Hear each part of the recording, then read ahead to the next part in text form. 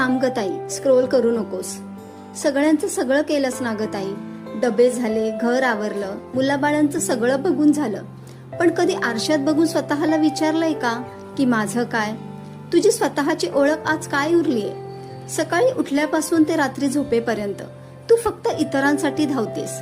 लग्न झालं, मुलं झाली आणि या धावपळीत तू ती स्वप्न पाहणारी आनंदी मुलगी कुठेतरी हरवून बसलीस.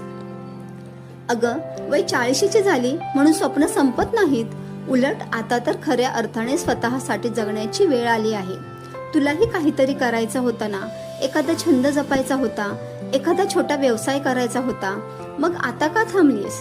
तू तुझ्या मुलीला सांगतेस की स्वावलंबी व्हा, पण तिला तुझ्याकडे बघून काय दिसतंय? फक्त कष्ट करणारी आई. ताई, जर तिच्यासाठी आदर्श बनायचा असेल तर आधी स्वतःचं अस्तित्व निर्माण करायला शिक.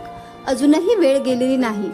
जर तुलाही वाटतंय की आता स्वतःसाठी काहीतरी करण्याची वेळ आली आहे तर माझ्यासोबत या प्रवासात सामील हो. आपण मिळून एक नवीन सुरुवात करूया. जर तू तयार असशील तर कमेंटमध्ये सुरुवात असं टाईप कर.